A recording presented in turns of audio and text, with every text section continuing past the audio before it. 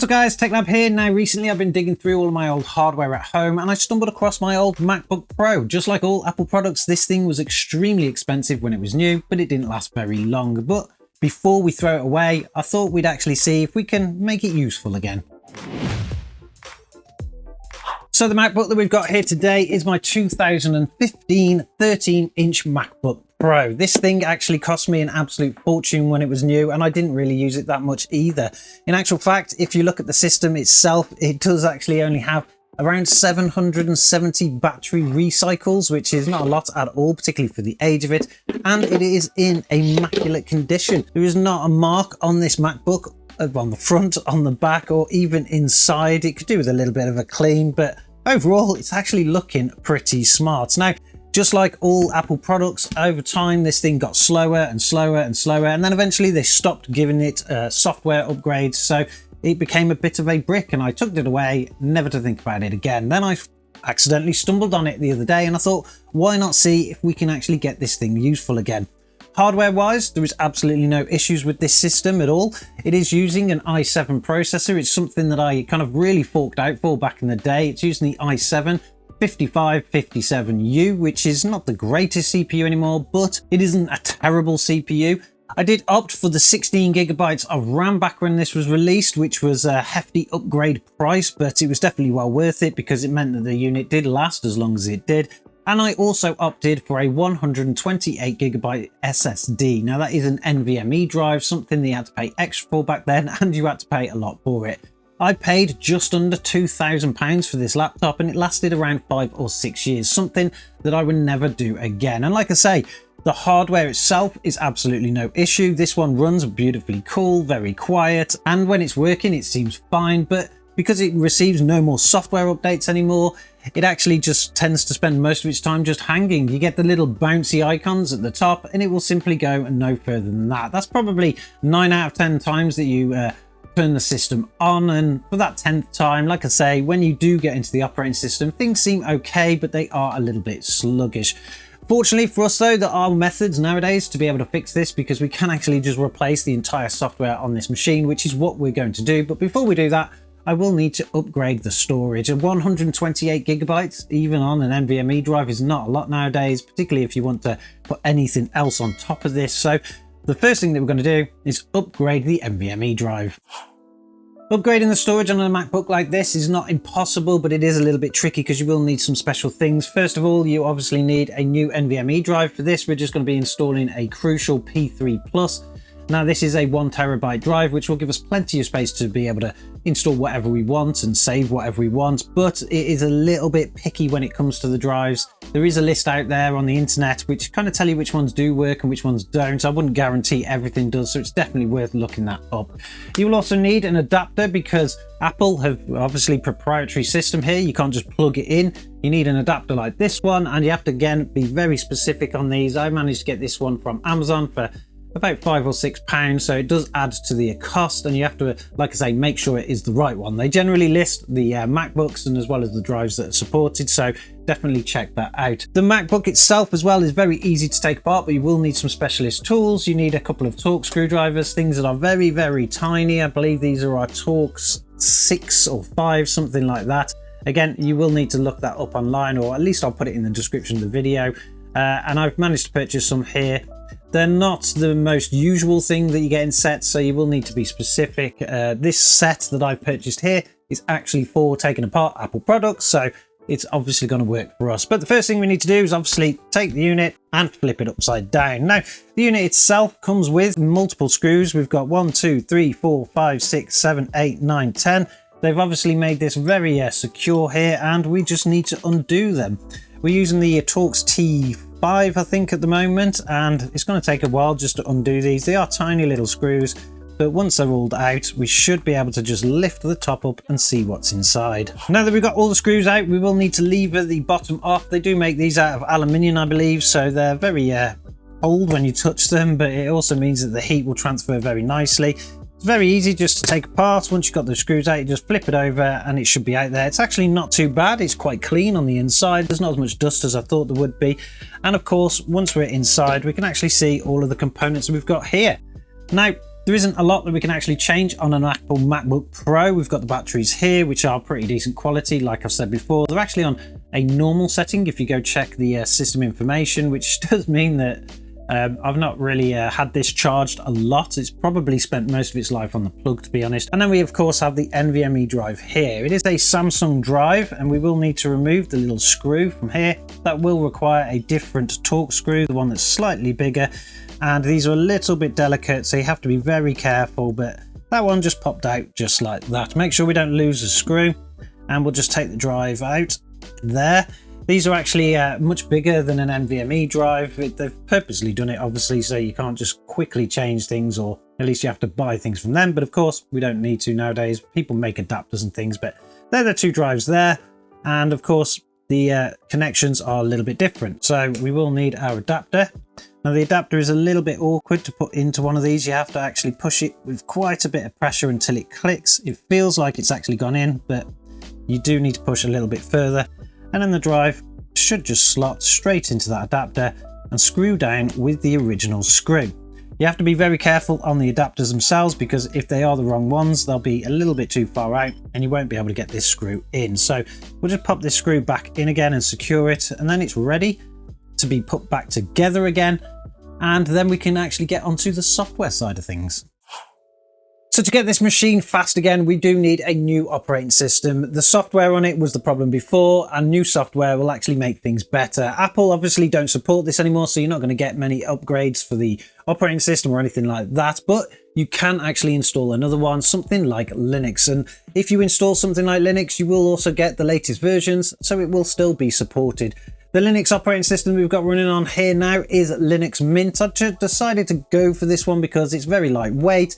You can actually pretty much do anything that you want with Linux Mint. It's very well supported, and with the lightweight hardware in here, it should be super fast. In fact, if we just click around a little bit, we can see how fast it is. Everything opens pretty much instantly, well better than the original operating system. And if you are used to Linux, like I say, you can pretty much do anything that you want.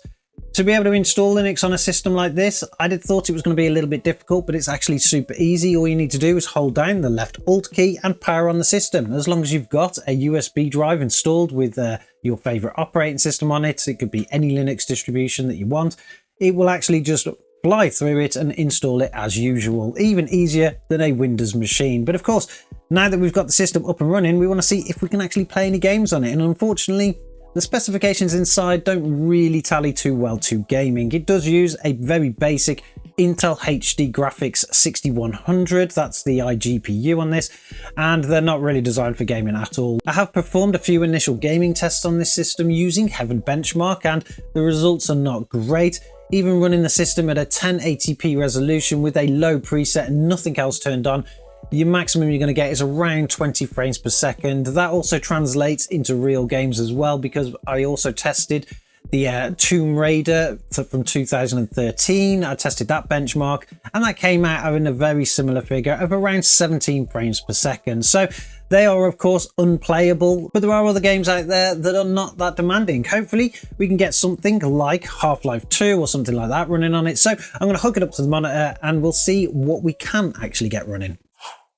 Now, along with being a super efficient and fast operating system, Linux Mint actually offers you a pretty decent gaming experience. All you need to do to be able to play games really is just go to their app store and install something like Steam, which is just a single click. There is no need to go into a terminal or a command line or anything like that, and you have Steam running. The game that we're going to try is our fallback game here, and it's Half-Life 2. Now, if this system can't run Half-Life 2, it's got some serious issues, of course, because Half-Life 2 will pretty much run on anything, but it's always our fallback game because it's just something that is actually fantastic to still play.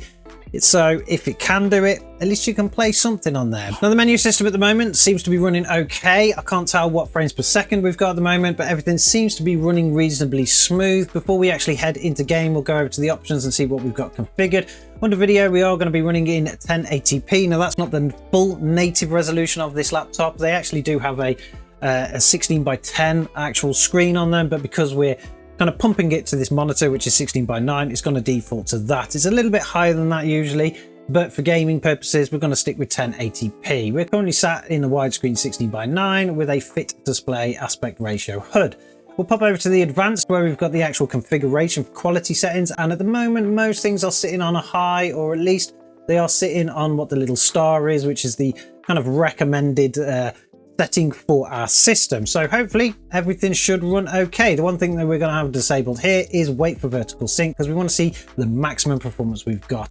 We'll go over to a new game and we'll load in somewhere, maybe on the boat one. I do like the boat level, so we'll start the new game there. If you haven't played Half-Life 2 before, what rock have you been living under? This game is probably one of the best ever made, and it's super performant on pretty much most hardware. Hopefully this piece too, but here we are sitting in the tunnel in Half-Life 2. We're currently getting 51 frames per second, which isn't too bad. It's not the greatest performance of this game, but again, the hardware is extremely limited, particularly for an older system. This system's about 10 years, 11 years old now, so even a Windows PC would be struggling at this point, but so far everything seems to be running okay. There's no major stuttering going on. We are crashing though, and we're currently running at between 55 and 65 frames per second. It does seem to jump up and down, although we do have a little bit stuttering there as we came out. We'll just jump out of the boat thing now, and then we'll see what happens when we run around. Turning around seems to be very responding. You can pretty much, yeah, it's actually okay. There's not too much stuttering there. We are now getting around 49 frames per second, still a playable performance throughout, so the system's not doing too badly, and it's jumping up to 55 there. Depends what you're looking at. If you're looking into the dark spaces, then obviously our performance is going up a bit, but in the most detailed pieces, when we're looking out far, we're getting a decentish, nearly 60 FPS result. Hopefully we can actually boost this a little bit to 60 FPS. We'll go back over to the video settings, go to advanced. We're going to turn down the model detail. We're going to turn down the texture detail. We'll turn a few things down. World reflections, we'll put it on simple reflections, and we're going to turn this down to 2 times MSAA. Let's see if that makes any difference. It takes a few seconds to actually load these settings in, which is a problem with the laptop, and it is also really starting to spin up the fans now. So that is another issue with Apple MacBooks, or at least older versions. They do get very hot, and you will get a lot of thermal throttling off them. There's not really anything you can do about it either. It's just the way that their cooling systems are. But let's head back into game. So that's not really changed our performance at all. We're getting around 58 frames per second. In this scene a second ago, we were getting about 48. So it's gone up a little bit, but I'm not quite sure it's really going to completely stay stable. We're now heading towards that 60 FPS more often now though. So again, very playable experience. There's not any stuttering anymore. A little bit there when we jumped out, but apart from that, everything is looking good. We actually saw 70 frames per second there, so we're actually going to get a okay gaming experience here. It's definitely playable. You can definitely play this game, and of course if we can play this game, we should be able to play some other games from Valve. Another one that I really like is Left 4 Dead 2. It's a little bit more demanding than Half-Life 2 because it came out a little bit afterwards, but let's start that game and see what kind of performance we get in that one. Now, like I say, Left 4 Dead 2 is a little bit more demanding than Half-Life 2. It was released a little bit later. It's got a little bit more demanding in terms of graphics quality, but also you have a lot of enemies on the screen. When a horde of zombies comes at you, that's when it's really going to hit the CPU hard. Hopefully the CPU can keep up, because it's really the graphics card inside here that's actually letting us down. The game is taking a few seconds to load, and in the menu system we're getting around 60 frames per second, but that's not going to be true of what we get inside the game. Well, we don't know that for sure yet, but hopefully it will load. We've got a bit of a black screen here, and it's taking a few seconds to actually load the intro video. It's like a sequence that you have to watch for a few seconds first, and I don't know what it's actually doing now. It's kind of frozen up. We'll give it a few seconds though, just to see if it's actually loading some kind of assets and something, and see if we can actually get the game going. Okay, so the game actually froze and it didn't come through. We've had to restart it again, so we're going to kick the game off now, see if it actually loads this time. If it goes to another blank screen, it's just hard. It's just this hardware is just not going to be able to do it, to be honest. It's just pushing the system a little bit too much, and it won't actually get the game loaded. It's a little bit annoying, but hopefully it goes through this time. See if it goes to a black screen. The loading is actually going up perfectly fine. It's just when it actually starts to play the first sequence, things seem to go a little bit weird. So let's just hold out for a few seconds and see if we get there. We've gone to this black screen again, and as we can see, there is some fire in the background. I think it's just so slow that it's not even able to load the little starting sequence. So unfortunately, I just don't think this game is going to be playable. It's kind of frozen again a little bit, but I think it's moving very slowly. So yeah, unfortunately we can't play. Left 4 Dead 2 on an old 2015 MacBook Pro. It just simply doesn't have the power to be able to even load the game. Apparently, it just will not get there. Maybe it's a Linux issue, I don't know. Usually these games are very well supported under Linux, so I'm not quite sure what's going on there. But anyway, this is our video on my old MacBook Pro as an operating system. Moving it to something like Linux can actually save them in terms of being a normal based system. Gaming wise, things are just not looking great. Of course, we can play Half-Life 2. We really struggle to play Left 4 Dead 2, Tomb Raider from 2013.